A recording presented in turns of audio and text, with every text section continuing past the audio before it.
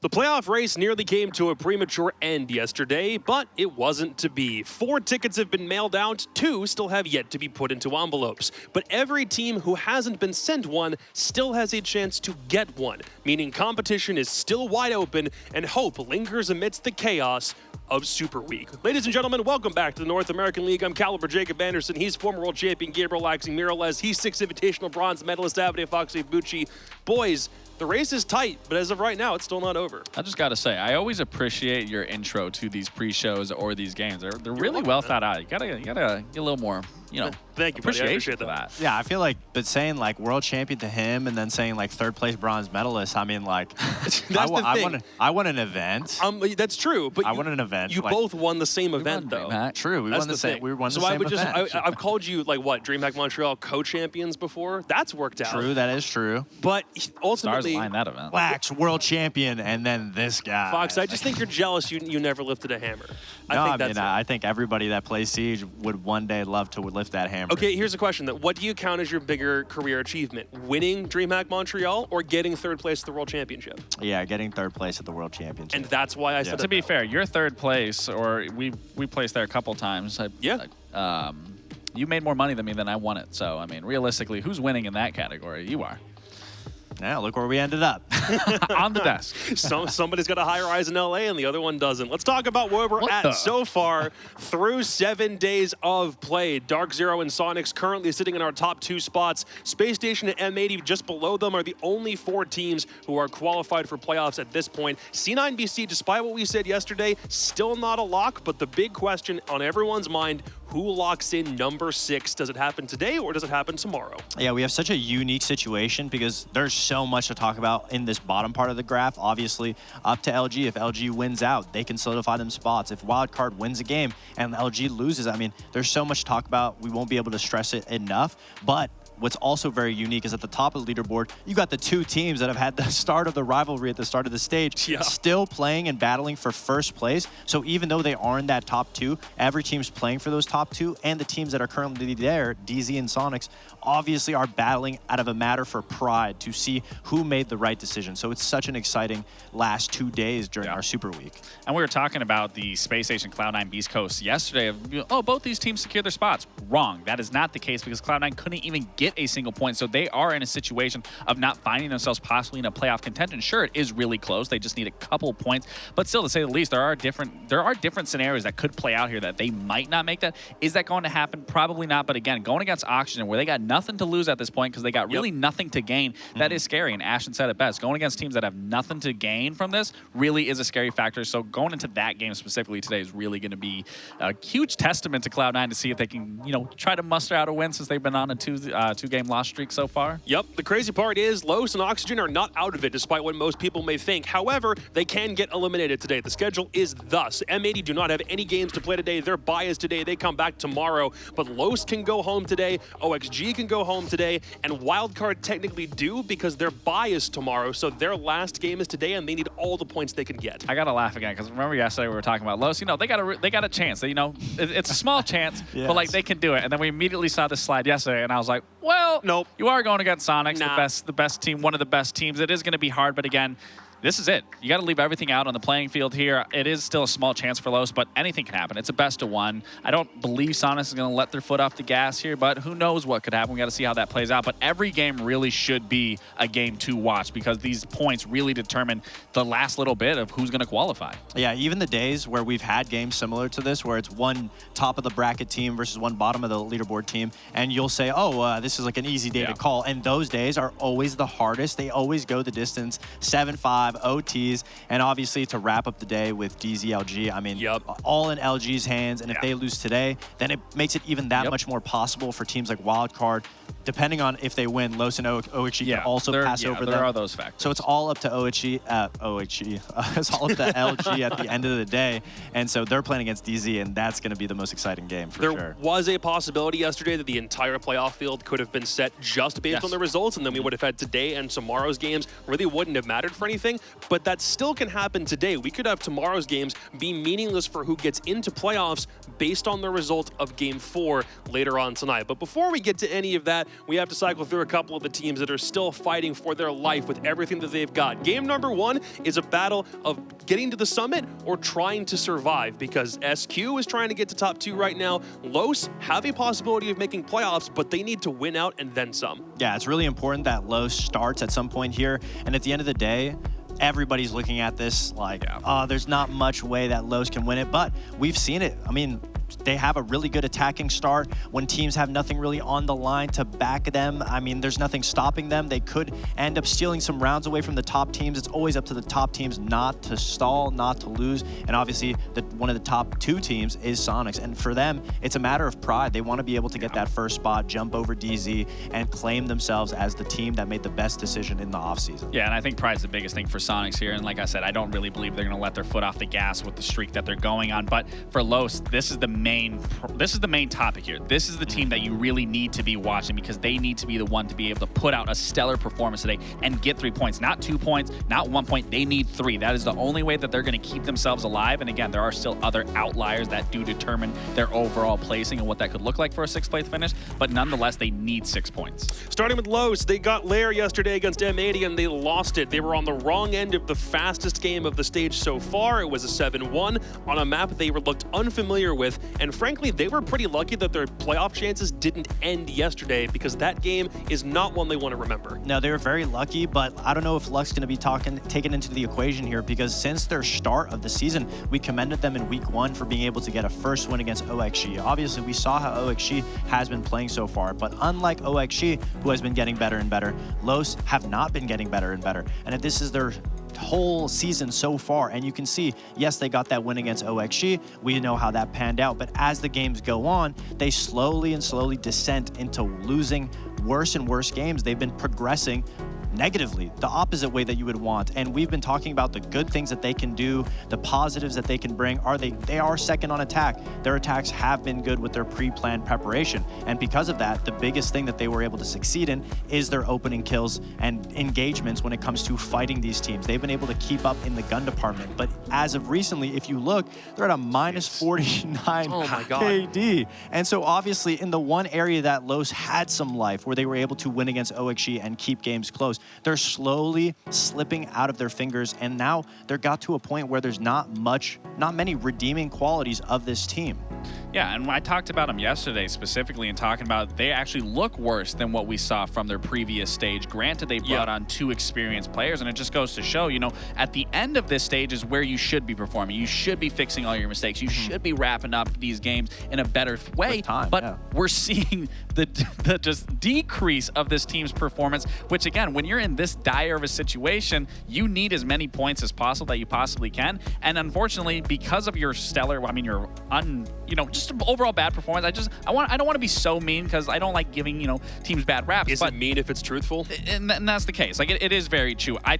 They just need to be better here no matter what. I do believe they will find themselves in LCQs no matter what, but it's just important to keep improving, because unfortunately, success, I can't talk. I'm losing my train of thought. It's okay. It's okay. No, it's fine. I'll give you a stat. Losses breed success. We just need to see the performance from them nonetheless. I'll give you a stat. 9 less rounds won overall than Oxygen, who they are technically still further up the scoreboard than, even if they still got a win over OXG. So if that doesn't paint a picture based on where OXG are in the standings right now, it's difficult to really give you the idea of where Los sit in this stage. But we wanted to give them a chance to try and talk about it from their perspective, so we got Arthur on the line for a couple of minutes to talk about Super Week. Hi guys, I am Arthur from Los. So far we are struggling with the defenses. We know our attack is good, but maps that have strong defense, we are just slipping on it. We can do the defense well, even if it's the strong side. We know what we are capable of. We know that we can win the games against all teams, but we are just letting the chance go. We are having too much screens, just focus on communication, strong positions, and everything that we have to do to win the defense, because it's the strongest side in all the maps we have struggled on it. I think Brazil, there is always 1 or 2 teams that are the strongest in the NAL. I think all teams are even. There's no easy game. Only Soniqs, I think they are on a step ahead. We have a good chemistry. we don't even fight in the games. We know that we are doing bad things in the game because our chemistry in the game is cool. We don't have any trouble. We just have fun and try to win. I want rematch against Luminosity because it was our first game. Some bad things in that game, so I think I want to play against these guys. We're working too hard to win 3 games. We don't know if we are going to win. Even if we don't, it's okay. We're going to do our best to make a good game in every single of them. If we do the game, we're gonna classify to playoffs. I think so. So that's the focus right now. Los came into today knowing their reality was needing to win 3 games in order to have a chance at playoffs. Technically, they have a break because they can still do it by only winning 2, but when your first game of Super Week is a 7-1, the current fastest game of the stage so far, it doesn't really bode well for your chances going into the rest of this week. No, not at all. And Arthur even said, at all the teams in NA, everyone's in a similar level besides Soniqs, the one team that they're playing today. The only team that he gave that much of a boost of confidence against was Soniqs, and they're the ones that they're going to be going up against now. Let's talk about them real fast because the last time they played was also a Lair matchup, except that was last week, so they didn't have to worry about playing a game yesterday, and it was against Oxygen. For a regional map debut at an 8-6, that's a pretty good result, and it showed that Soniqs probably have something really good going long-term if they add Lair to their map. Yeah, and they had a nice day off yesterday. They got to see the teams play. They got to prep a little longer, but even in that game against Oxygen, I honestly thought that was Oxygen's game. It easily could have went Oxygen's way. You even heard Dia say, you know, I would love to get a rematch. Had they let us play a couple of these rounds differently, it would have went their favor. But it just goes into the performance of SQ and how well they've been able to work with Surf, how well they've been able to work with Troy, that it just has been breeding success. They're at the top of the leaderboard. I find this game they're probably going to win, and that's going to put them up even higher in securing that first and second place spot. So again, Grixer, he has been the X factor of this roster. We haven't been able to highlight him too much as a player. These were his stats from the previous game. Obviously, tremendous stats. It's not crazy to think about that, but with how little we've been able to talk about Grixer because of everyone else that we've been highlighting, I mean, these have been just key rounds in this game of Soniqs DZ, the first one that we saw. I mean, he plays this position so well, doesn't give up his position, waits for the right time to execute, to not even give them a foot back into this round, just closing it out here. And then even in this 1v3 clutch that we saw against Oxygen, Grixer does such a good job at isolating 1v1s and being able to read a situation, and again, being this X factor for SQ, knowing that even if you're at the man deficit or you're relying on Grixer to be in these situations, he can get the job done. Even in a situation where he falls down the hatch, you would think, oh, it's over, we aren't going to get this round. Grixer brings it back. Yeah, and it's so nice to see him come alive because ever since stage 1, he was put on the supportive role, and now since picking up Canadian, he's been able to be on more of a flexible role, really have anything, a limitless ability to feel himself, be comfortable, and be the Grixer that we're so used to seeing. And again, I love that we're able to highlight him, and because he's been so silent from the desk, from the casters talking about him. Other people have had the spotlight, dude, and that's rightfully so. But that's the crazy thing, though, is because he's the second highest rated player on this team, and he's constantly putting up performance, even if it is silent. So again, I am really glad that I can highlight Grixer, put the spotlight on him, because he is still being a phenomenal player for this roster, no less than what he was back then. The top 10 player right now, Rexon's currently number 2. He is number 8 in the overall league standings. He's also tied for the 4th best KD, and he stays alive almost more than anybody else in the league. He's an everything man that genuinely can do almost anything for the Soniqs. And it goes back into what I was saying. He knows how to isolate these gunfights and put himself in winnable positions. I mean, you could clearly see in that 1v3, he made sure in every case scenario of every gunfight and every position that he was taking, he was limited in any factor that OXG could possibly capitalize on and take a 2v1 gunfight. He did that perfectly and brought that round back, and ended up they closed out that game in 8-6. Hang on a second. We were just running through maps during rehearsals, and we do like a blank slate for rehearsals. We thought Border was a joke. We didn't know Border was real. That's crazy. I don't like this for Los. I don't think it's a great map for Los because Border's a map that you have to be able to fight and win your 1v1s. I understand why Los went to it because that's one of the only areas of their game that they've been able to find success in is finding those gunfights. But obviously you're going against Soniqs, which is a very aggressive team. Every player is able to find their own individual ones, win their successful gunfights all over the map. And when you are playing a map that isolates everybody automatically, it makes things that much easier for a coordinated coordinated attack team to be able to pick apart. We didn't have to show this again. Oh my to be able God. to pick apart Production each did 'em dirty. individual player. And already Los has an issue with communication Yeah. and being able to trade each other. Border does no favors for that at all. Again, I can appreciate them starting attack here because it's obviously their strongest side. They're the second rated, but the biggest thing with Border is the nice thing about Los and what's made them so successful is they can get into the map. They can take a little bit of space, but with a map like Border in these heavily contested spots of top east, into break, into CCTV, even into dome, they are going to constantly be held by the defense, and you have to get your foot in the door, where that's where Los has been able to because of certain maps. But Border, you are going to be immediately met at that entry point of trying to get in. And again, they have been failing in those of trying to get quickly into the map. You aren't going to do that on Border. That's just not going to be a thing. We know that Los' strengths is their attacks, but if you looked at the way this matchup went, Los is the worst defensive team, Soniqs are the best attacking team. Is a Border pick going to help at all for when we get to that second half, and maybe Los are hoping that they can flip things around? The only way that helps is if Los goes flawless here and goes 6-0, and they can somehow muster out 2 rounds on defense, given how poor their defense is. But I just do not see That's this a tough hill to climb. really going. I guarantee they probably get 2 rounds on attack here. Yeah, Border is just one of those maps that is an attacker-sided map, and obviously going up in Soniqs being the #1 attacking team, it doesn't matter if Los is the #2 attacking team. Yeah. Just, I don't think there's a way that Soniqs lets this map lose out and not in their favor. Fair play. Soniqs are in the top 2 hunt, but Los are trying to get out of the bottom 2. And I know 2 guys who are really interested in this matchup, at least I hope on paper. They might not. I don't know. Carter Hannafelt and Sam Stewart, what do you think of this game? Oh, man. I think if you want to get a good deal on Los, depending on the results of this game, you might find one at www.jover.com. If they can't find 1 point out of today's game, their playoff chances are cooked, my friend. They are looking rough. And I don't think anything really epitomizes sort of the problems that the desk had with Los, especially having to win gunfights against the Soniqs, Sam. Then Legacy, one of the highest rated players in NA last week, is now not even cracking a 1.0. Yeah, it's not looking too hot for Los right now, is it? And the biggest thing is, Carter, you know, what everybody's been talking around, you know, the word on the block, they're on the chopping block, man. It's not a good moment right now for Los, especially with what we heard from Arthur himself, you know? Everybody's pretty even keel here in the NAL, except I think the Soniqs kind of have an edge. And then not only are you walking into the Soniqs den today, but you're bringing them to Border. You're bringing them to a map where gun skill is the name of the game, and they have some of the hottest hands in the league right now. This is not looking too hot for Los.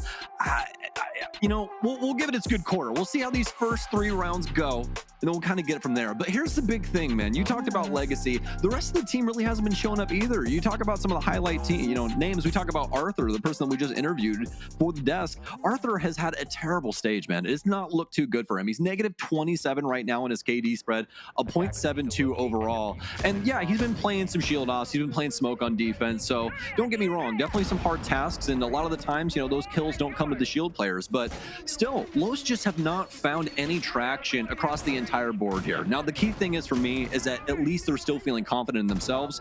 They feel as though this roster does have potential. And it's not a lack of confidence in that regard. It's just they haven't really been able to find a way to mesh. So hopefully we see something a little bit different here today, Carter. But how much can you ask for, right? Yeah, and how much can you ask for on Border of all places, where anything can happen on this particular map? It is chaos incarnate, and you might be extremely well practiced, but I can remember when Canadian was IGLing DZ last stage, Border wasn't looking like a super great map in their pool, and then Pambazoo back-to-back put together world beater performances in stage 1 of the NA League. You can't really count on that, and this is a map, as Fox and Gabe both mentioned, that if a team is winning their fights, this map, more so than most others, can be won on that fact alone. Structure might have won you a game on Oregon, might win you a game on Clubhouse, but if Soniqs are shooting better, it's going to win them Border. No, 100%. We're going to have the blitz immediately out here. It's not going to be for Arthur, though, who we usually see piloting shields. It'll be for Sexy Cake. He likes to flex around a bit. We'll see what they can accomplish. This current take centralized around Canadian's position. We saw him over on East, a couple bodies over near the door, and a couple on the far side as well. Sexy Cake does have that blitz once again, so we'll have some Solid pressure around this space. Wizards actually going to take out Canadian right when he gets aggressive. A nice clear here for Los. And they're going to continue on this gas pedal. They'll break up the mirror window, and we'll see how Ambi responds. Well, let's see if anybody's actually watching East Stairs, because it's a good initial entrance by Los, but surely there might be a kill going Soniqs' way right here. Anybody watching the doorway? Yes, there is. Oh, there's two, but he can't react in time. Well, I suppose he does react, just doesn't hit the shots. And that's unfortunately the more important of those two tasks. Surf finds himself in Grixer territory, but not up to snuff. If we were worried about Los winning their fights, well, there's 5 of them to get round 1. I was going to say, let's not count our chickens before they hatch, right? But at a bare minimum, they're looking like some good eggs. I mean, it's looking very solid. The guns are pretty hot coming into today. But the big thing is that you always want to worry about, especially when it comes to this roster of the Soniqs, is how do they retaliate? You know, this is the first look that they get at this offense, and we'll see what they can do. But I like what we're seeing out of Los. They knew what they wanted, Carter, and they went for it. Everybody was on the same page. We didn't have anything that was disjointed, discombobulated. Nobody got in trouble in a weird way. I mean, obviously, the biggest thing that could have really thrown a spanner in the works is that flank that we saw out of Ambi, but just didn't have it in that moment. Very close, but no cigar. Yeah, I do think that round might not entirely go Soniqs' way, but I do think if Ambi is somehow able to land that second kill, you have a very different set of circumstances. Just now, you have this threat from East Stairs, but it doesn't happen. As I said before, one thing could go awry on border, and suddenly you find themselves in a completely losable position, where before it was at least 50-50. So we'll see how the Soniqs are able to adapt here. I was going to say that, you know, shield rushes and gimmick plays cannot win you a border. However, I casted BDS versus Dark Zero at the Major, and BDS basically ran Glaz smoke strats every round on their attacking side and 1-7-4. So I can't really make that statement with complete confidence like I could before. However, while Los might keep with his blitz as a focus of their attack, I'm curious if Soniqs will be able to react to any rushes better in the future. They're going to pass the baton as well. Sexy Cake's going to bring in Sledge, and we don't see Sledge all that often anymore. He's just not really something that you lean towards with so many other soft breachers that are just practically better at their job. But the reason you're seeing him here is they more than likely sussed out the castle barricades. They saw those getting put up on some windows and were like, I know a man for the job.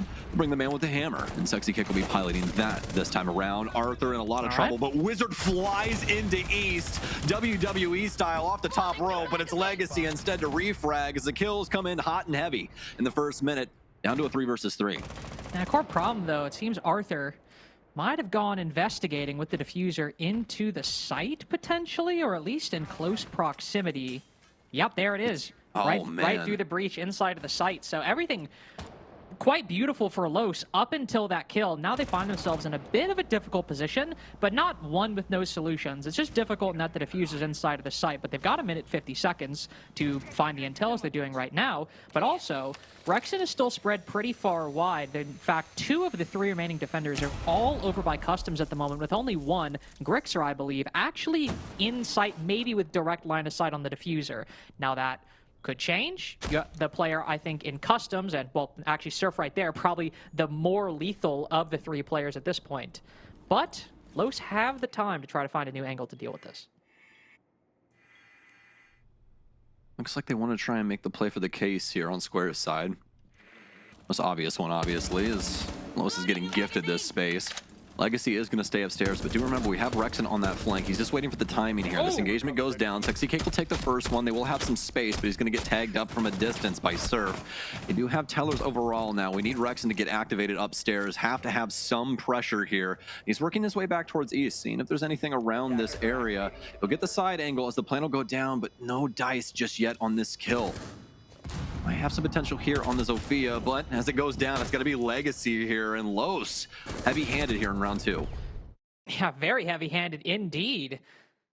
The more impressive thing is not necessarily just, you know, they've been able to acquire that really strong early pressure successfully and rapidly in 2 rounds in a row, but more importantly that it went awry. Arthur is denied on the plant. It's a 3v3, and they're able to use that remaining time to find the, you know, the positions that Soniqs are holding, and then win the fights to actually get back into the site, put the diffuser down, and then back off. That recovery from Los is incredibly impressive for a team that is struggling to put up any points whatsoever inside of the NAL. Remember, 3 points from a regulation victory, 5 regulation losses to unfortunately stand next to that.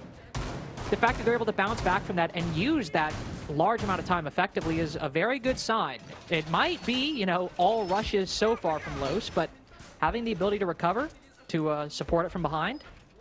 It's good stuff. Good stuff so far. Yeah, I mean, I don't hate it for the opener, right? Especially No. for border. I mean, you need that foothold, you know? You need something to grasp onto and be like, all right, this portion of the land, it's mine, and I'm not going to let you take it from me, and then we'll work from here. So I don't think it's a terrible thing to kind of smash them over the head immediately and see what you can get. And at a bare minimum, like you were saying, they get it to work out. And the other thing is here for me with the Soniqs, they have the things implemented to be able to stop these things from happening, or at least have some retaliation method. It just really hasn't worked out for them yet. So they're doing the right things. Los have just ended up on the right side of history here so far. We'll see how round 3 goes. Soniqs will more than likely stick to their game plan, and the game plan is everybody else's is on border. Keep things wide, keep those guns hot, and see if you can kill these guys on entry while they're trying to get that map control. Unfortunately, Canadian probably having nightmares right now because we have a Ying Glaz on the opposite side. This is a strategy fast he's again. not only very familiar on border, but especially against Canadian in the past few months, and, well, they were ready for it here. This is a bit of an unfortunate round to follow the previous ones, as I've commended Los's recovery, and it seems that they walked straight into the vertical holes held by a Warden. Now, the smokes are meant to counter the vertical holes, so that's good foresight there, but unfortunately, a little bit of sloppiness, not aware of what exact operator's holding us upstairs, merely that there were vertical holes, or maybe they even checked, and they got unlucky, and they didn't spot the Warden. Either way, that completely undid the rush. Yeah, Sexy K was glancing towards the ceiling, but the issue was that he was holding the farther angles there. And what Surf did very intelligently is he actually played the ones that are closer to like the concrete pad right here. So he was actually on like the back angle. So he was looking for the far side, he was close side, and just ended up winning it out that way. It looks like it's going to be a flawless round from the Soniqs. This is what I was talking about. Like, you kind of just got to stick true to your guns here on border.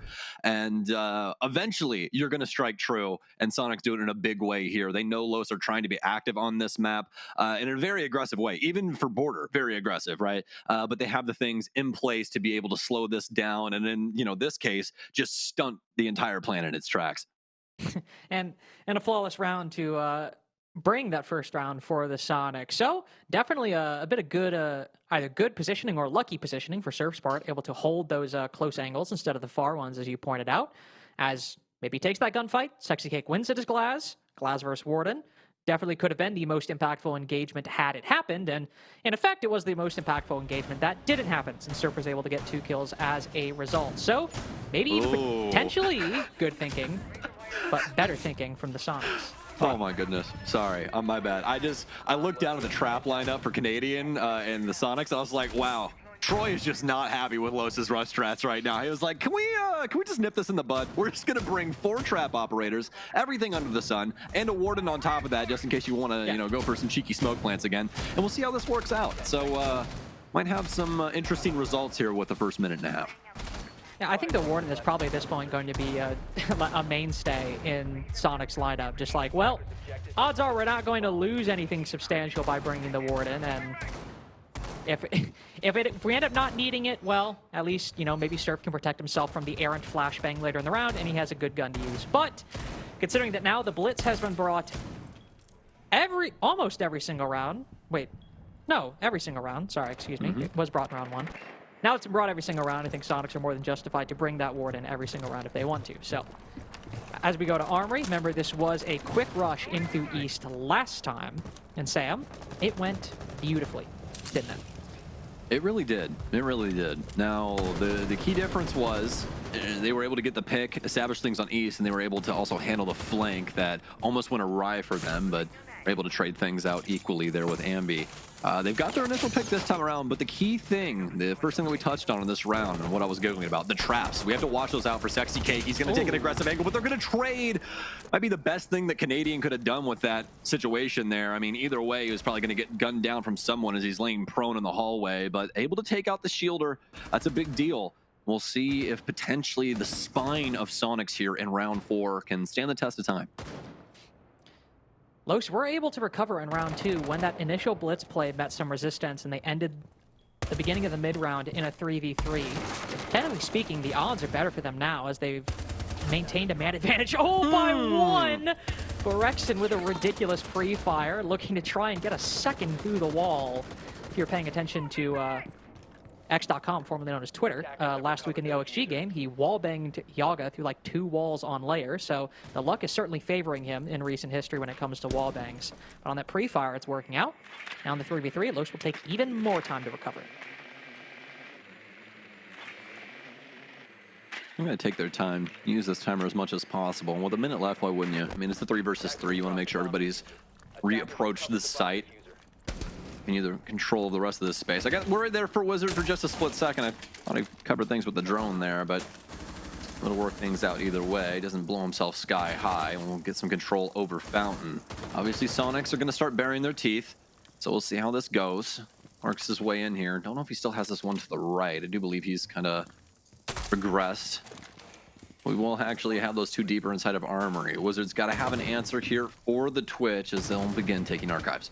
Yeah, there is one down below with that C4. Ooh, Wizard spots the one playing behind half wall, able to cut him down. Surf wins his fight, though, so 1 in Armory, 1 off site. That doesn't exactly bode well for Surf, unfortunately. He's got to win this one, and indeed he does. That's Diffuser now dropped metal as well. Legacy tries to gamble further. That one pays off, but remember, that C4, Grixer dropped at 45 seconds remaining, but Legacy thinks ahead, plants on the concrete, but that's a little low to the border. It seems Grixer won't be able to make it in time, and this Diffuser goes off without a hitch. Spotted on the drone as well, so Legacy knows that the Kapkan is coming. The beepers could give away his position as well. The shots certainly do. Will hold behind half wall on the corpse of Rex and shot just a minute prior. More shots giving away Grixer's position. Legacy holding fast. No intel Grixer's way right now, trying to bait something out, and Legacy reacts in time. Patience pays off. Los move up 3-1. Yeah, not much there for Grixer to do in that situation. It just all comes down to keen instincts, right? And he just doesn't check the right way. But Los, very well done, especially to recover in that situation that was built up there in the mid-round.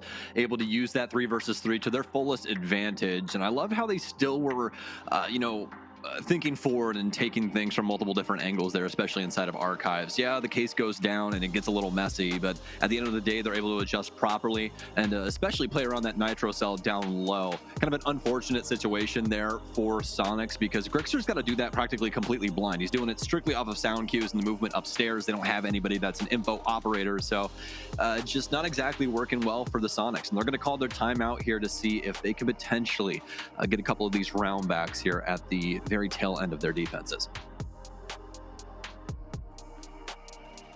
A bit surprising how quickly Soniqs have faced a lot of this trouble. I mean, Surf has been doing quite well so far. I mean, obviously able to get 2 kills on that Armory defense just now.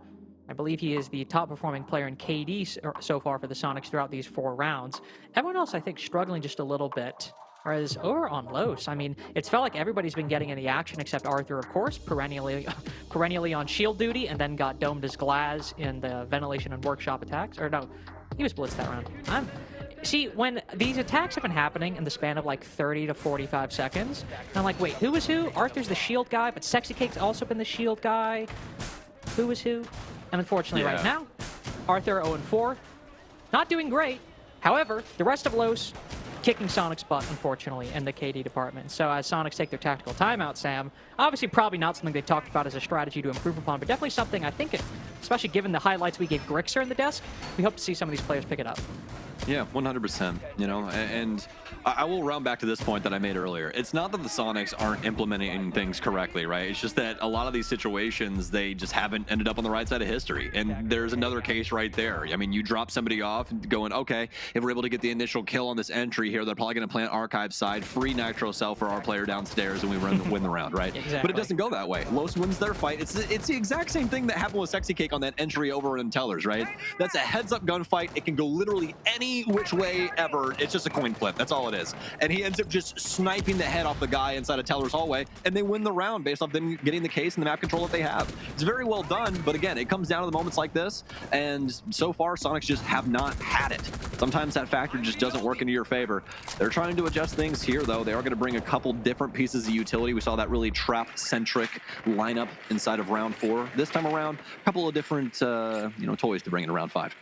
I think the introduction of the Melusi is certainly important, not so much on, trying to, use the traps to dissuade entry, delay time, but definitely just to slow down the entry further, not only to give information once the Banshee gets activated and to force a bit more utility sync out of Los to actually clear these positions, but also just if they move in when it's not cleared, being able to slow them down instead of triggering a Razor Bloom, then backing off, or just shooting a couple EDDs, then moving on. This might theoretically be just a bit more time that Los will have to spend moving on in, which they certainly have made good use of in the rounds that they've won. No Blitz, though. No Blitz to be seen in round 5. So I doubt the Melusi is already taking hold a minute 30 into the round like this, but Los certainly after that timeout trying to attack these final 2 rounds with a bit of a different pace. I think this adjustment from them. We've been seeing them fly through these rounds so far, and now slowing things down a bit to get this engagement here at 1 minute and 15.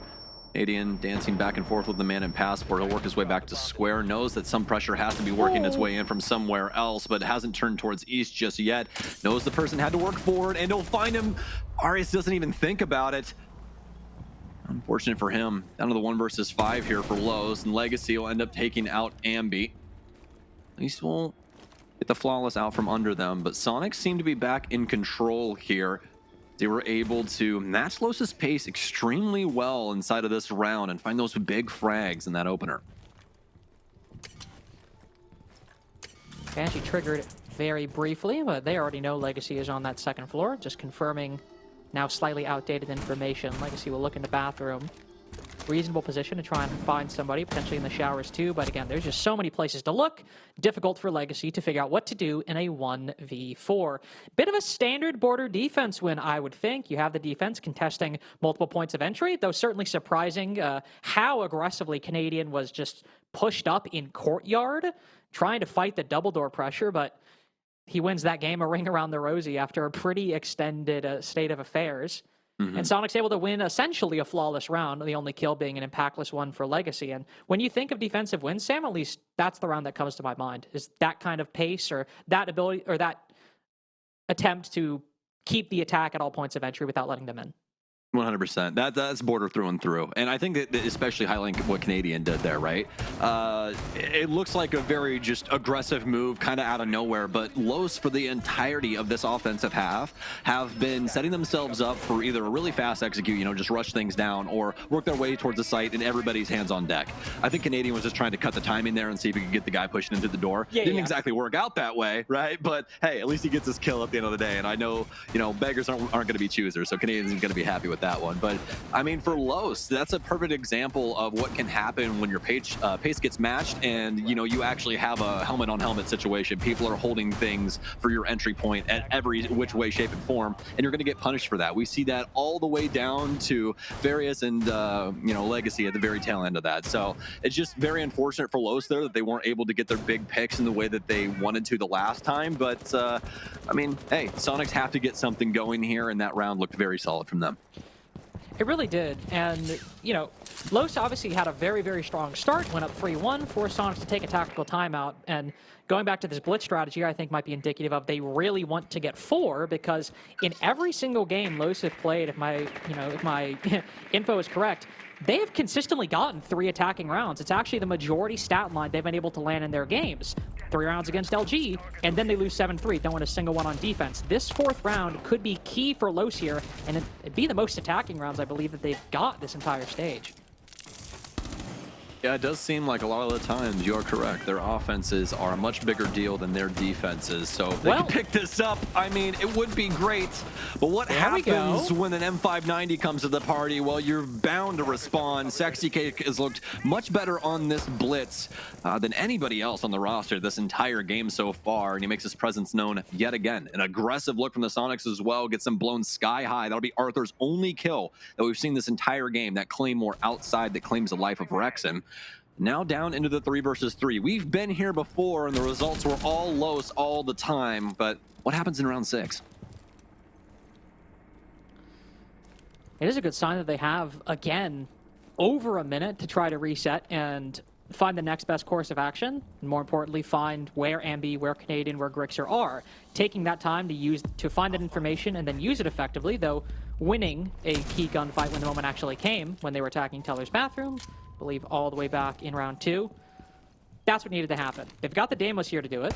Deathmark tracker regenerating, so they will have at least one more. They've not been able to use the information acquired on that Mira just yet. This blitz is going to be a very important operator for Los. It has been for every single one of their wins, essentially. Spotted very briefly on the default camera. Soniqs probably have a good idea that Los are looking to make a play through this double door. Final drone will go out just to find any little bit more of information. Sparius takes control of bathroom to provide a new long line of sight into the bomb site itself. Smoke grenades go out, and finally, Sexy Cake makes their way in. It's actually Furious with the diffuser, spotting Ambi behind the desk, able to cut him down with a quick blind. Grixer falls too, and it's all 3 kills going Los's way. 4 attacks to net a positive half. Well, the one thing we were all worried about, everybody was scratching their heads as soon as we saw Border, is Los going to be capable of taking it to the Soniqs, especially in the frag department? And the answer is a gleaming yes, at least from the offensive side of the coin. Now, this is where things can get complex, okay? The defenses on Border can be extremely volatile. We've seen it all across the board here for the Soniqs. They've had a lot of really good ideas on the way that they want to hold this map and some of the aggressive looks that we've seen, but Los has been able to scoop out these players from key positions, like what we just saw right there, a big 2K there from Surf, but an immediate response from Los gifts them that entire top floor, and they're able to work it down into a very nice plant and a nice crossfire there from, I believe, Legacy with the DMR. And Los now ahead of the game here, coming into the defensive side. And now tied with the most attacking wins they got this stage. Last time they got 4 attacking wins was against OXG in their Los's only victory this entire stage so far. So it is not completely guaranteed at this point, but things are looking quite good for Los to potentially make a massive upset at the 11th hour in their second to last game of the stage. If they were able to win this game in regulation, they go up to 6 points, tied with LG. The current competition is for that 5th and 6th place spot. If you're not aware, top 4 is already solidified, or, well, not solidified, but 4 teams have already locked in playoffs, top 6 at a minimum.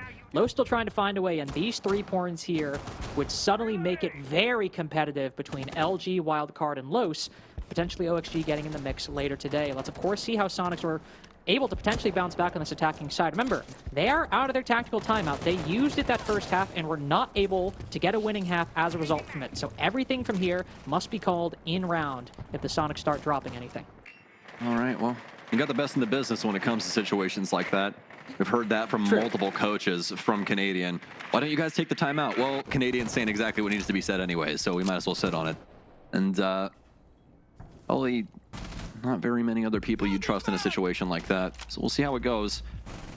Pressure makes diamonds, and Canadian wants anything except to lose. So we'll see how it goes down here.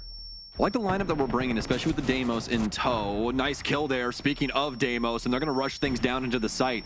AK's flush and ready.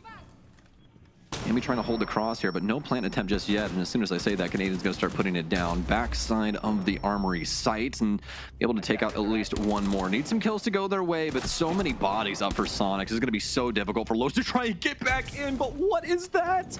Practically a hip fire kill out of Legacy. He killed that guy on the CCTV window. I'm not even joking. That guy died to Legacy somehow, some way. He's going to get Arthur up, and that stim will give him extra HP in comparison to what we usually see. But this post plant, I mean, it's so murky for Los. Yeah, Rexon's able to cut one down, and then Legacy to follow up. Sonic saying, if you want to do 5 rounds of rushes, well, we can meet you where you are. No blitz, no shield whatsoever, actually, on the side of Soniqs. However, with just a couple guns outside the armory balcony and one Deimos to just, I believe, use one Deathmark to try and find a bit of info, they're able to push all the way in, make it deep into armory next to the half wall, put that diffuser down, and win every single gunfight as Lowe's try to retake. Soniqs making a very compelling argument that this will be, surprisingly, but pleasantly so, potentially competitive game between the 2 teams. Yeah, well, Border's a bit of a teeter-totter, right? I've said this for a long time. This is one of those maps where the stats can say one thing. For instance, right now, Border, at least by the stats for the NAL for this stage, is a defender-sided map, okay? But it's really not. I mean, this map is really split right down the middle, 50-50. It's down to those hot-handed moments that we see and that kind of stuff. And in this instance, at least from what we're seeing, right, offender-sided. And this is what we get out with a lot of these maps. Sometimes it really just comes down to the teams that are on the field and how they perform. And Border can definitely get volatile, on the defender side just because of how tightly bound the map is. I mean, as soon as the offense is on the balcony, they're already like 90% of the way to the site. You know what I mean? They get a wall open and you're there. It's actually just bonkers. Think about, CCTV on Clubhouse and stuff like that. As soon as you get one of those walls open, you're practically the majority of the way to getting a bomb down. So it's a really aggressive map. And that's something that you can really only pull off on a map like Border, where you can just get immediate access like that and really start running amok of these defenders. And the Soniqs put it on full display right there. Now, real question. I'm listening. What is the adjustment for Los here? Do you think it's a blend of trap operators with a little mirror play on something? Do you think we're going to go just full Monty into the traps? Like, what do you think really puts a spanner in the works for the Soniqs right now? I think you turn on the aimbot to try to outduel Rex and Grixer. That's my prescription. What are these red boxes on Canadian screen? No, I'm just... Hey, listen, he's right under a 1.0. It's possible. It's possible, okay? It's entirely possible. I saw him a couple games early on, okay? Some say there was rage, but I have some alternative theories that I can propose. No, I'm just kidding. No, in all seriousness, what's the strategy for Los? Well, I think you predicted it quite well. What did we have last round? We had a dock, we had mirror windows, we had a mute, and what do we have now? Capcan, Goo Mines in the Legion, EDDs for the Capcan, and the Banshees in the Melusi. Now, Oryx might not bring any traps, however, he is fast. That's not the more important thing, though. He can run into shields and knock them down. So sure, Soniqs didn't bring a blitz last round, but considering we're in a meta that tends to favor them a little bit, Sam, Oryx is a sensible thing to invest in as a countermeasure to a potential shield pick from Soniqs. Well, boy howdy, do I have some news for you, Carter. Cartier, if I may go that far. Blitz. It's on Canadian, too. He called his own number. He called his own, coat ticket there. So we'll see how it goes. But, I just love that the first thing that you pointed out was that Oryx is fast. Not the fact that he is basically direct counter to what is going on in the meta. You're like, nah, dude, guy's quick. I have my priorities. Completely true. Hey, got to go fast sometimes, right? True. We got a rehost ask, at least from one Rex of the said, never SQ mind. players. We're all good. Okay, all right, Don't cool. jinx it. Don't jinx it. Don't jinx it. Whoa. Hey, I'm knocking on wood. I'm doing everything I can right now. So don't blame me, Siege Gods, okay? Please. Either way, though, Soniqs will be working in here. We do have that shield implemented, so Wizard will be happy as a clam that has happened, because otherwise Oryx, kind of a mid-operator. He's got a good gun. He can move around quick like Carter was saying, but that's really about it. But Soniqs, it seems like they're going to want to take their time with this. They bring the Flores, they bring Ace, they bring Lion. They want to set things up, break down these walls, and try and see what they can get info-wise to set themselves up for a nice execute here. Whether it be trying to take control of the top floor or what have you, really have no idea yet, but it's really up to them. That case is going to be on Canadian, so if he does anything hyper-aggressive, you'll probably see him drop that before anything goes on. And it's understandable why Soniqs would want to take a lot of their time on the front end. I mean, think of how close some of those rushes came for Los on their attacking side. One attacking Bathroom Tellers came down to a 3v3 they had to recover. Another one came down to the Warden dodging the glass. Right here, you've dealt with all the castle barricades, you've shot the goo mines, you throw down the smokes, and what do you know? There's no Warden actually on the side of Los. So Arthur might win that initial fight. Rexon gets all the glamour in that engagement, but as Arthur tries to move around the corner where there's a shield in his way, the vertical angle right there, the smoke completely obscured it. So even though Sexy Cake's able to see the blitz chasing down his teammate, Wizard might pick it up, but the shots come out a little too late as Soniqs have entered a 3v5 post. A bit of a difficult position, and also a situation Los have lost before in this stage. Despite being in the man advantage, they've thrown away better odds than this, albeit on different maps. Ambi on the back line cuts one head off of a reigning Los player. The second makes it even easier for Soniqs to just wait out one more second. Unless Legacy can time it properly, no he can't. Surf and Grixer for the final few. We're all tied up on border. One of the hardest retakes in the entire game. That plant right there, whether it be next to the vending machine, Carter, on the far side, it all exists because of that window. And I love the way that the Soniqs set this up. We're all so used to things getting kind of dealt with on the top floor, a little pressure maybe from square, but it always comes back to bear on that teller's window where we see everybody hop in and usually plant, right? This time around, instead, they take from the far side, and Canadian sprints all the way through customs, in through jungle, and plants right on the inside inside door. Same cross, just a different door frame, and it really throws Los for a loop. They really don't know what to do. There's not verticality set up for that area either, so it all just gets really murky for them. And you could see it was difficult for them to process even in the post plant, Carter. I mean, we're down to 15, 20 seconds left on the case, and they're still 5 men up for Los because they don't know how to respond. There's like, what do we do? And it's funny because when I was out in the desert casting with Pengi, we saw a retake from SSG that to this day is probably one of the craziest retakes I've ever seen in my life, all based off of a cab interrogation, and it was on that bomb site. They just flew out the far windows on the top side, killed absolutely everybody, and defused the case. But I mean, it's just so incredibly difficult in those moments, and that was why that was such a big moment when we were out there doing our thing. But it's going to be a technical pause here. We'll see what goes on with 4 versus 4. So you're suggesting coming out of this tech pause, Los should employ the Cav strategy. They should drop the Oryx, bring the Cav, drop the Melusi, bring the Scopos. There you go. Maybe throw a Thunderbird in there. Now you're cooking. I don't know, because she looks cool. And she's got the spear. That's what matters at the end of the day. Swag points. Which is a gun I don't really like, but it's an assault rifle at least. Which gun? Oh, you don't like the spear? No, it sounds goofy. It does sound goofy. It sounds stupid. It sounds like it doesn't even sound like a real gun. It sounds like you're shooting like an airsoft gun or something. I had a serious point I was going to make, but I'm not going to do that briefly. Do you remember back in Charlotte when it was like LMG meta? Do you remember how the LMG sounded in the arena? Yes. Dude, it was like, I felt scared. Yeah. I felt scared, man. It was like, especially it was with loud. Finka? And Finka, the bass got, dude, it was crazy. Anyway, I just remembered Spear, Finka, LMG, and I wanted to reminisce for a second. The thing I was actually going to say, it was actually a serious point I was going to make, is now that we are all tied up, I think it is important to once again remind people the stakes for Los in this particular game, because Soniqs have secured top 6. This game is like, Soniqs at this point are just fighting to either skip around in playoffs or have to play an extra game. Though, if you do lose that first playoff game, you do get knocked into the seeding phase, and you have to fight through the LCQ, so it is a bit more important than just an extra game you have to play. But for Los, they are currently at 3 points. If they lose, or no, even if they win in overtime, they get 2 points. They'd be at 5, which would put them below Luminosity and Wildcard. It's theoretically possible. I think, maybe off the top of my head, it's like kind of possible for them to make it after that, but it's big. Their odds at a bare minimum drop to almost 0 if they are not able to get 3 points from the situation. And I'm just being generous because it's hard for me to keep all those scenarios in my head, and I don't like to say things when I'm not 100% confident in them. So getting 3 points from today is basically a requirement for Los if they want any chance at just getting that 6th place spot for Los.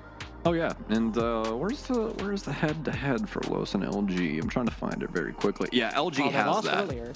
So LG beat them 7-3 the very first day on Consulate. So I think they're already boned. I'll be honest. Like I think they're kind of screwed here. But we'll see. That's what the analyst desk is for, man. All right, we'll let them analyze the sheet here, but giving it my Boy Scout best, ladies and gentlemen. I think they're already kind of Dunsky. So we'll have to see though. But rounding back to this game and what the heck we've been seeing so far here. I mean, it was a pretty awesome, pretty stellar offensive half there from Los. I think they had a solid consideration of how to deal with Border from the offensive perspective. But now they're really running into some issues. Soniqs have found their groove, especially on this offensive side. I mean, they've looked dastardly through these last 2 rounds, especially this last one. Love the way that things were set up and implemented there. But I digress. Soniqs, and specifically Los inside of this matchup, have got to find something here to be able to break things down and at a bare minimum have some ways to be able to stunt Soniqs when they do go for these executes, because it's looked a little bit similar in that regard, right? Trying to get things dealt with, at least initially, and then trying to slow down the Soniqs, but just haven't been able to strike true just yet. So. Well, speaking of dealing with things, I'm going to go take, I think, what's a soldering tool? Is that what it's called? Where you, like, connect the circuits? Yes. Is that what it's called? It's a soldering tool. By the way, tool. I'm taking one of those, and I'm going back in the servers, because we are going to take a quick break as we figure out some technical issues, so don't go anywhere. We'll be right back.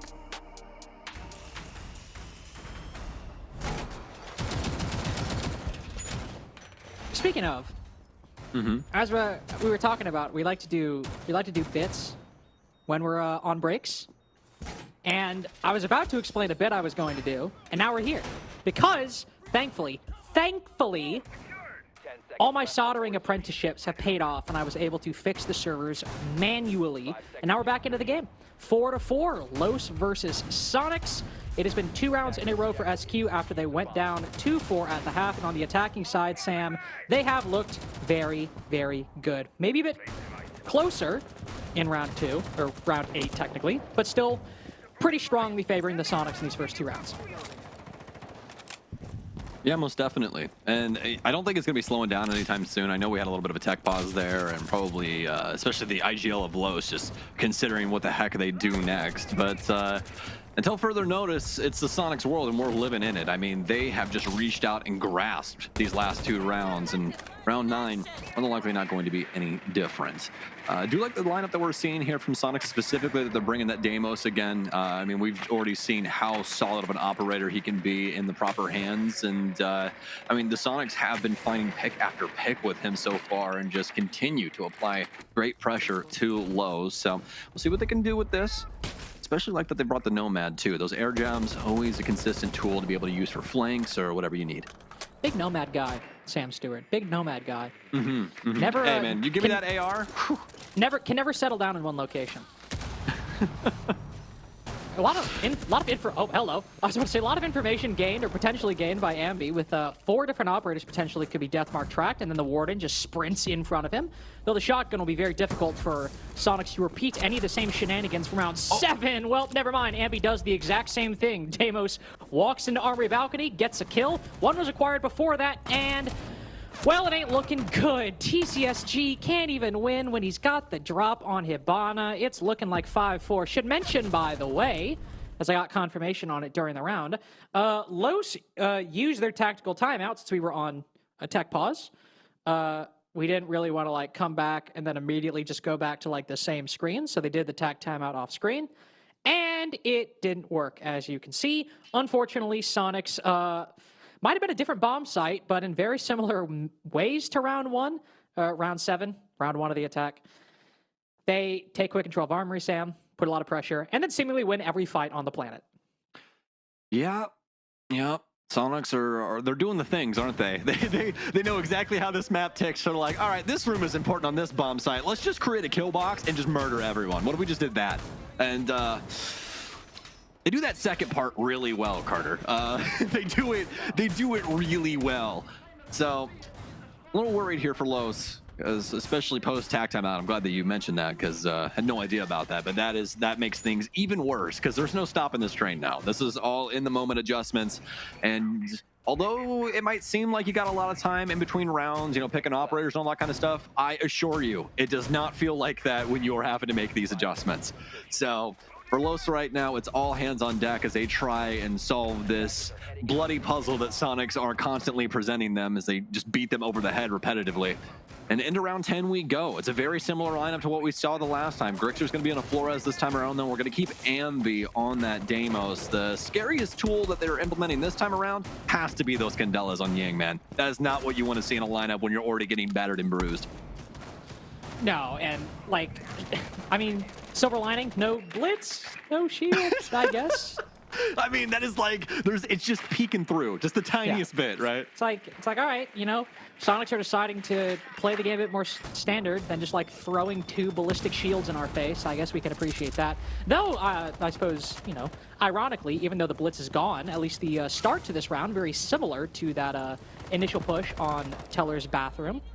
Remember, they use the Flores, open the castle barricades, then set that up to allow Canadian to run through customs, up the main hallway, and plant inside of Tellers. Well, right now, we got 3 people on this CCTV problem. One flashbang will push the player back into 90. Need to push the player out of half, while a lot of utility being expended by the Soniqs to try to push these players into uncomfortable positions. And you might not get the kill, but Wizard is content with that for the moment. You'll put Ambi on the floor and allow the rest of Los the opportunity to fully retreat out of Armory with all 5 men still intact. This is what we've needed from Los here. A little risky there from Wizard, but there was really no other way he was going to make it out of there alive. He had to take the fight and try and get across, and he does so successfully, also downing Ambi in the process, so Deimos going to be on 20 HP. Still do have 2 bodies up here. And how many trackers we got? We still got 1 more in the pocket of Ambi, but these players are all going to back off. They've done their job on the top floor here. Oh, man.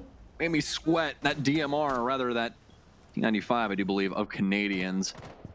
Almost ripping him to shreds, but Soniqs still going to be able to at least maintain even man count here, and so will Los.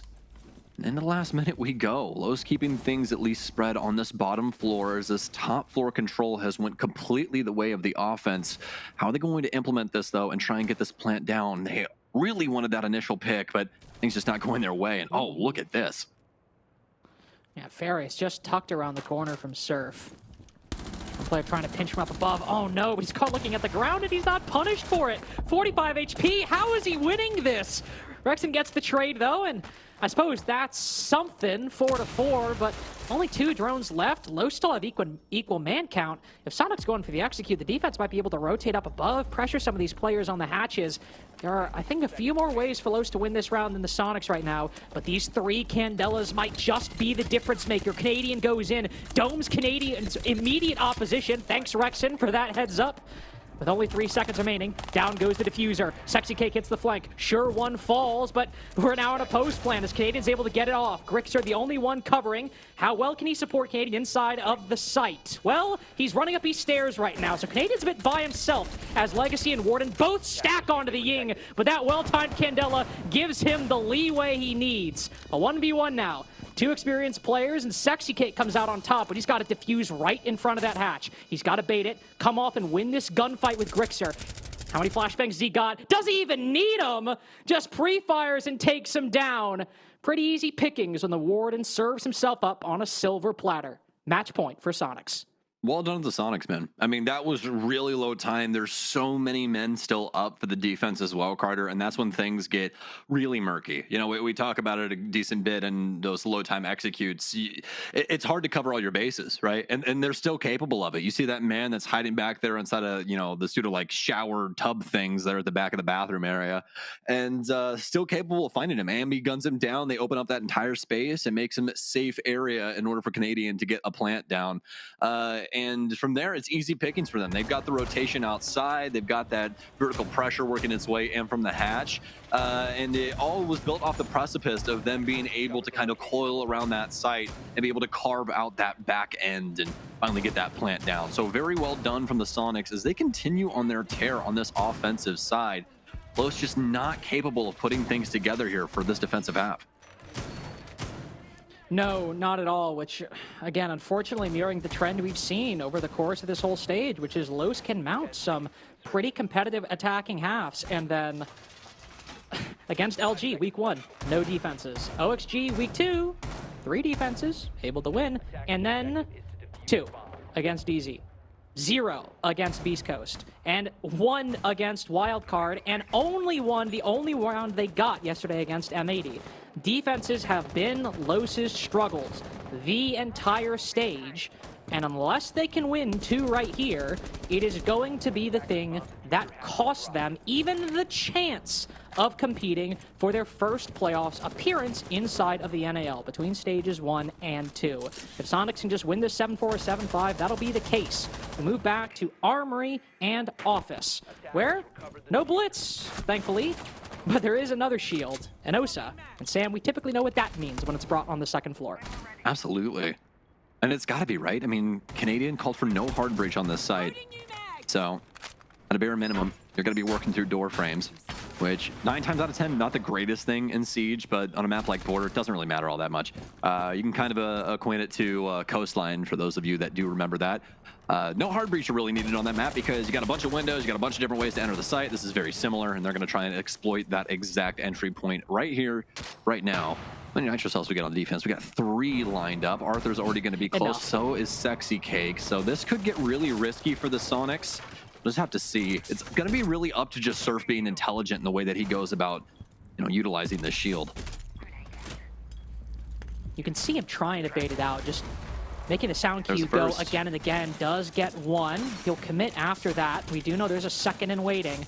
Arthur can send this over. He's sticking it down and then backs off. Surf is trying as hard as he can to bait this out. He'll put down the diffuser. Begin the process. C4 goes over, and there's just too much opposition against this office execute from Soniqs. But Ambi down below. Sometimes it's a Buck. In this case, it's a Deimos that'll get Arthur from down below in Vent. A key position to deny anybody from using that final C4 to deny the diffuser vertically. Might not be what wins Soniqs this game, though, as Bullets have made this from a 4v5 to a 4v3. 2 players in CC right now will try to rotate back. One will be revealed. Rexen wins it, and that seems like it's all she wrote. Sexy Cake trapped? Question marks put in chat by Rexen. Nice shot landed by Sexy Cake, but there is so much to do as Soniqs can force the pace. The nail in the coffin. Spotted from below. That's it. 7-4 for the Soniqs, and Los are out of playoffs contention with that regulation loss, even though they still got one more game to play.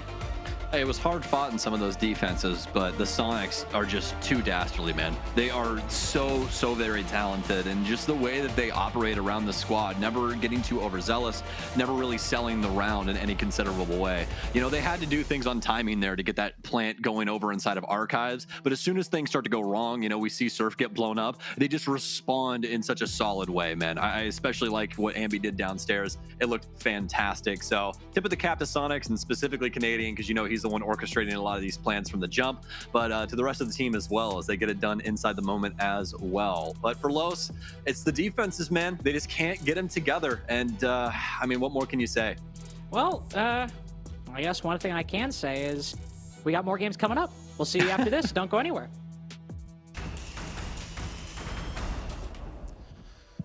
It finally happened, but we knew it was probably going to at some point. The first team knocked out of playoff contention for Stage 2 of the NAL is Los. Similar position to last stage. They looked like they might be able to take the league by storm. They couldn't, brought some new players in, gave it their best shot, but Soniqs were simply too much, and true to form, Los did not win a single defense. Honestly, it's so perplexing to me that given this meta, that defense is by far the easiest side, and you manage to do the hardest side well, but then you can't win a single round on defense. Just like, it blows my mind. Yeah, I know. They had Los did a really good job at attacking. It was really nice to see them be competitive in this matchup absolutely. regardless.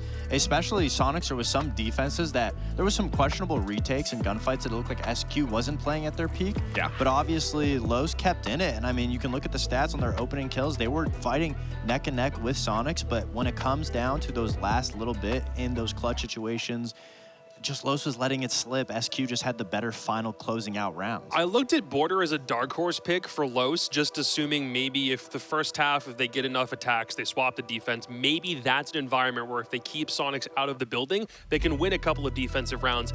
And they also understood how important that attack half was. They had really fast attacks to start with, and they even had that downstairs vent push with a blitz and a glass trying to they understood how important it was to win those rounds, and they still only got 4 on attack and then couldn't win in defense. And that was the worrisome part, though. Even with that rush that they did try to go for in that ventilation room, was more so the fact whenever you're trying to take that room, you have to make sure the top floor of Armory is clear, and not droning that out, not seeing that a warden is sitting above. Like, and then didn't have they went all out and didn't clear anything else, which obviously led to not a successful round. But I mean, again, it's perplexing to me that you can have such a dominant side on attack where that is by far the hardest side, and you just can't do anything on defense. Like, it's crazy to me because across the board, across the regions, like everyone's doing well on defense. People just need to find their footing on attack. But Los has exactly all the tools for an attack. Yeah, it is an anomaly because attack is so much harder because you have to be way more coordinated. There's so many more obstacles you have to go through.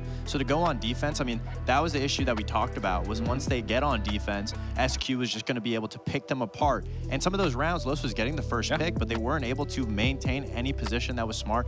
SQ also had their fair share of fast, aggressive site takes, and it just looked like they were one step ahead of what to do in the late round. And even comparing the different takes, I mean, Los just pretty much spearheaded it, where when you look at Soniqs, it looked very methodical. It looked like they drone out everywhere they needed to take. They saw the position that was open, and then they would go for it. Even the round where they went into Tellers with the blitz, I mean, that was beautifully executed from Troy, realizing that they didn't have the rotate from Bathroom going into Tellers. He comes in through what? Not open. Where did he come? Did he come in through Passport, or did he come in through...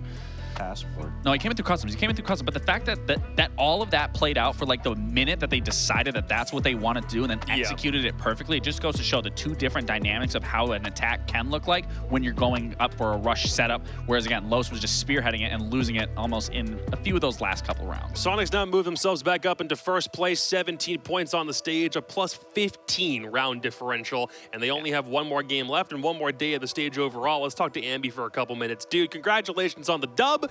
Now we've done basically a full stage. You've had Troy and Surf on the team for that amount of time. Give me like a post-mortem, like a before and after, where you were when you were with this group starting in week 1 to where you're at now. How much better has this team gotten? I mean, we can only get better over time, you know. When you add Canadian and Surf, those are two just great players, and we were really good when they joined and we first started scrimming. So we're just gonna keep getting better over time. You know, we learn the new players' tendencies, the new players learn our tendencies, what we like, what we don't like, and yeah, we're just gonna keep getting better over time.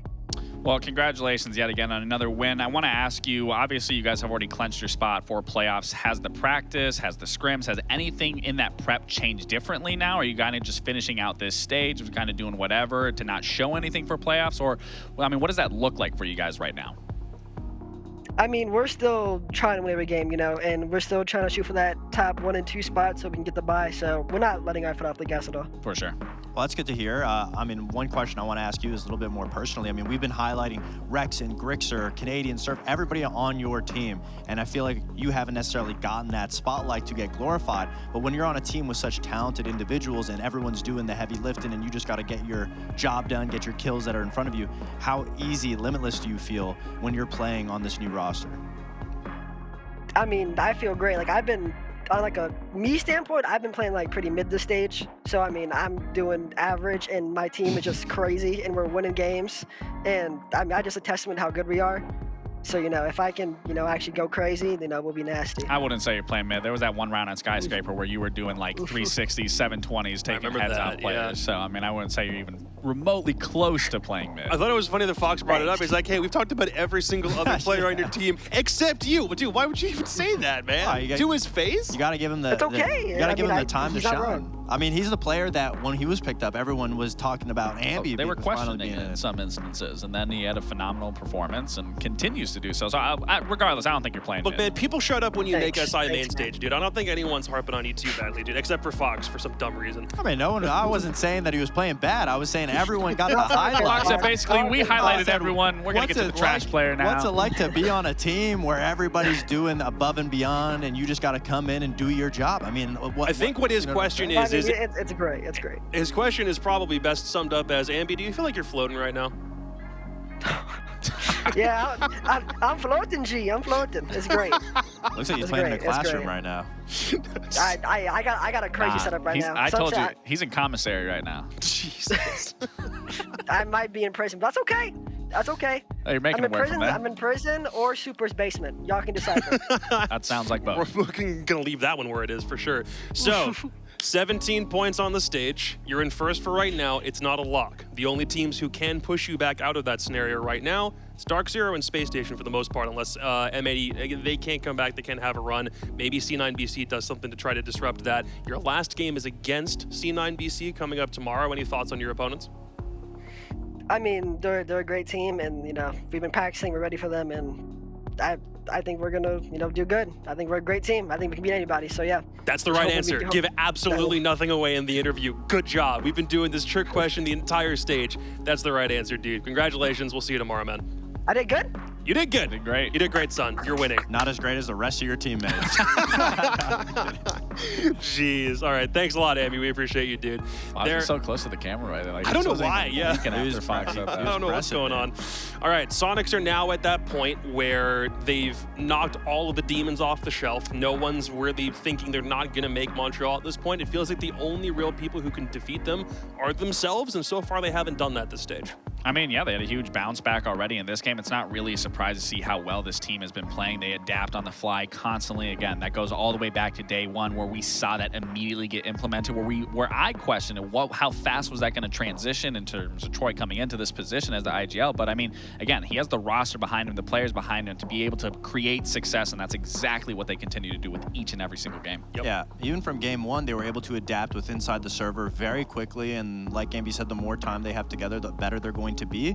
And really, the only issue that we've so far seen this stage from them is the one time where they went up 6-3 against SSG, and there was a little bit of overconfidence that clouded their judgment. But besides that, with time, that is an issue that will get addressed too, to not ever let something so pivotal as like a 6-3 lead just affect the way that you play make. And ultimately, you still want to have a couple of losses on the way to success, right? So you know where the problem areas lie. And even with some games being super close, just like most recently with their OXG game, the fact that that went the distance, it still shows the testament of everyone's resilience and how fast they can quickly adapt and change the pace of a game and bring it into their favor. Well, we know Soniqs are in top 2 contention. We know Los are out of the league. Those are 2 questions we were really curious about when the stage began. Now we have to transition. Do C9BC have the ability to get back into this playoff hunt, or do OXG finally get their first win of the stage? Game 2 after the break.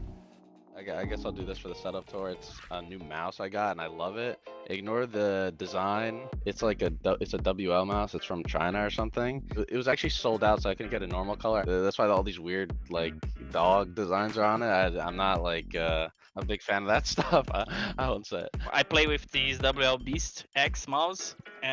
It's a new one for me. I like it very much. And of course, I'm using the Woodsing. Just need this to play. Mousepad, I don't like. Whatever. It's just bad, man. But ever since I got her, I won a major. Before I didn't have her, I didn't. So she has to be good at. People would say I was narcissistic, but this is me. And then this is my beautiful team, and I have that sitting right next to me, and I look at it every time we lose a round, so I know that it's just temporary. If I make the major, I'm taking this one right here. This is like my deluxe time right here.